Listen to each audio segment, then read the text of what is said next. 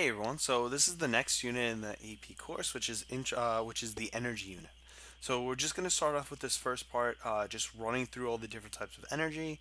That's going to be for the most part fairly straightforward. And then what we're going to do is go and focus on the main aspect. It's going to be the middle topic, I guess you could say, which is all about conservation of energy. That's kind of going to be the bulk part of this. Now, for the most part, as far as difficulty goes, um, this isn't so much the most difficult unit, but it can be tricky. One of the reasons why is because there's a lot of stuff that you're going to have to juggle. If you make sure that you're very careful with recording information, it shouldn't be that hard. But one other reason why this can get a little tricky for students is because this is going to be the start of multi unit questions. Um, for the most part, previous units you had questions only in that one topic. Maybe there were a few parts that pulled from previous questions, but for the most part, everything was kind of within their own box. Linear motion was with linear motion, projectile questions with projectile.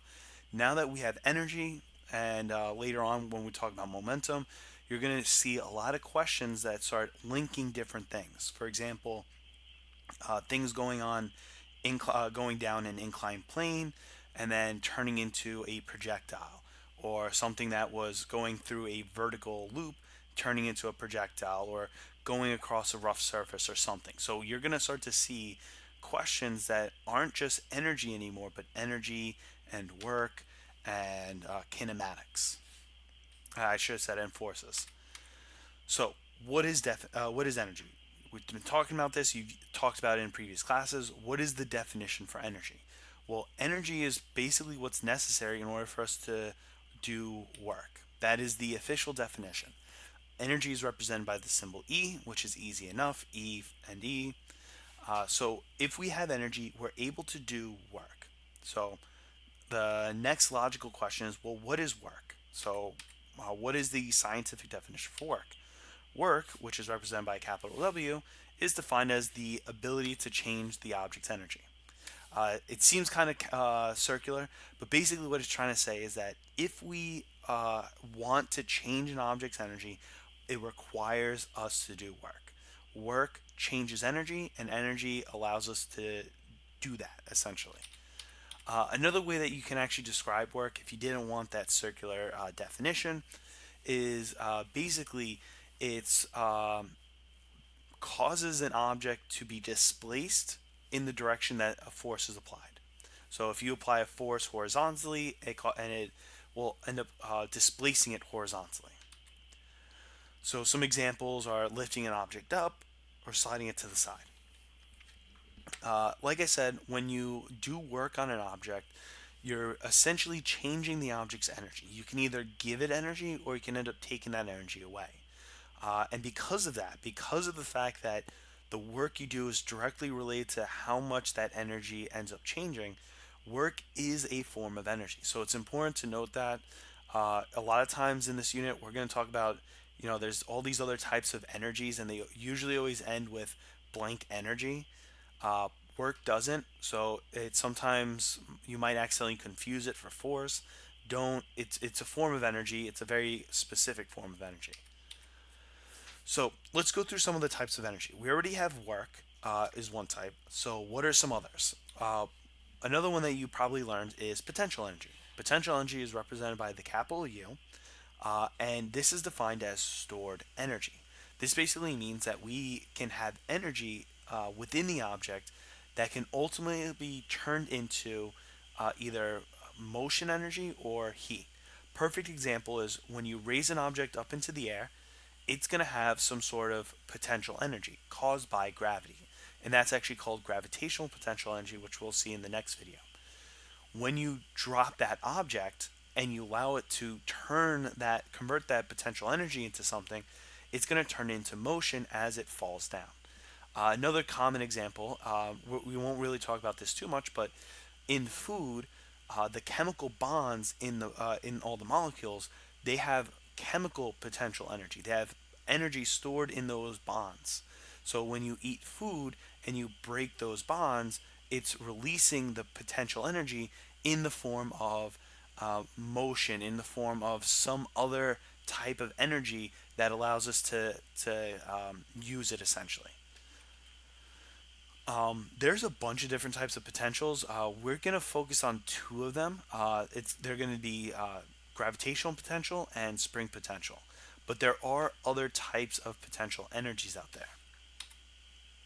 All right. The Another type of energy that is going to be very common is kinetic energy. This is represented by a K. Very simple, and this is what, we all know, the energy of motion. Essentially, if an object is moving, it has energy. And the last main energy type is heat. Heat is can actually be it could be described at a bunch of different ways. So one term is heat. Another common term that we use is internal energy. We also use the term energy lost, and also I don't have it in here, but energy, or call it work by friction, or energy lost to friction, or sound, or essentially anything. Uh, this is represented by the symbol Q, and as we use it in this class, it's going to be a dumping ground of energy. Essentially, potential energy, kinetic energy, and work are all types of energies that can be converted into another type. If you have kinetic energy, it can be turned into potential. If you have potential, it can be turned into kinetic. Same thing with work. Heat, internal energy lost by friction, whatever you want to call it, this symbol Q is being used as energy that is unusable. Once energy turns into Q, there's no getting it back. All right, so that's kind of the idea here.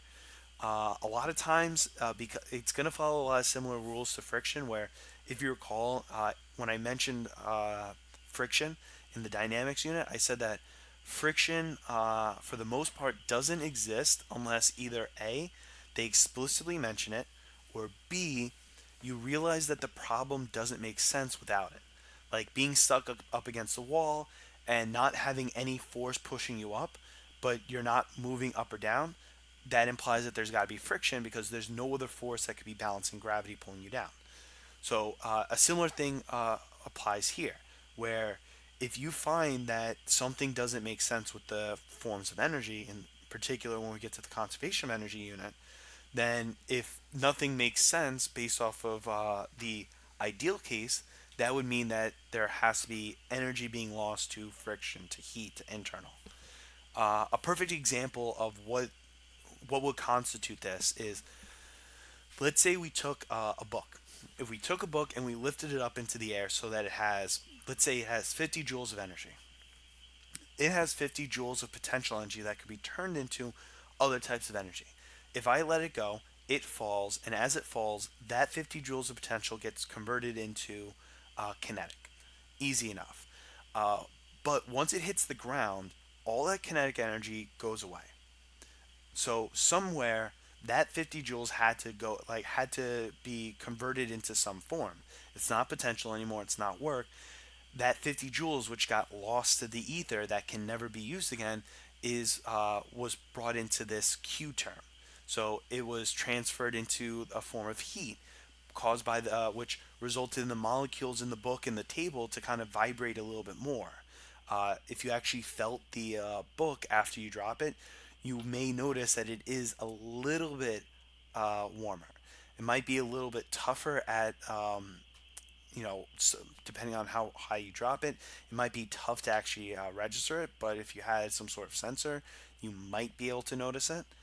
It also was transformed into the moving the molecules in the air, resulting in that sound that you normally hear. So all of those are forms of energy that the book can never get back. All right. So just want to mention that. One thing to talk about with energy. All forms of energy, work, potential, kinetic, heat, all of them are measured in the units of joules. There are other units that you could use, but that's kind of like the more given unit. Energy is a scalar, so that means that direction does not matter. However, there is such a thing as positive and negative energy.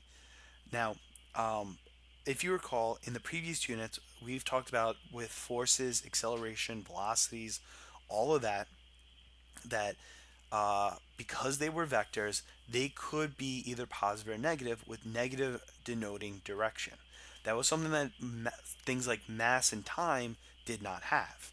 Like when you have a velocity and you say that it's negative 5 meters per second, you're supposed to know that that means it's 5 meters per second in the opposite direction of what's stated. So, if something was going to the right and then it's negative 5, that means it's to the left. But you wouldn't be able to get it away with doing that for time. You couldn't say that the time is negative 3 seconds. That wouldn't mean anything. So scalars normally don't have negative signs. They're always positive values, except for energy, and in particular work. So a good question would be, what would it mean in the case of energy? Since energy is a scalar, negative and positive shouldn't mean a certain direction. So what could make energy be negative versus positive? Well, it turns out that what's going on as far as work, if you recall, the definition for work is changing the energy. So when we say that we do positive work, that means we're giving the object energy. Positive work, you're adding energy and giving it to the object. If you do negative work, that means that the energy you're doing is or the force that you're using is taking away that energy. All right, so positive work, you're giving the energy to the object. Negative work, you're taking that energy away. So that's what it means when energy is positive and negative. It's defining whether you're giving the energy or taking the energy away. Work isn't the only one that can be positive or negative. Potential can also be positive or negative, as you'll see later on. And it has a very similar definition as far as positive potential would mean that it's gaining that potential, and negative would mean that it's losing it. It's going down. All right. I think I'm going to leave it there because I think I go into the equations for work. I want to leave that to another video. So for now, that was just a very brief run through of some basic stuff of, the different energies that we're going to talk about. We're going to go through each one in more detail. So we'll have a video where we go all into the work equation. We'll go have a video that's all about potential and then all about kinetic.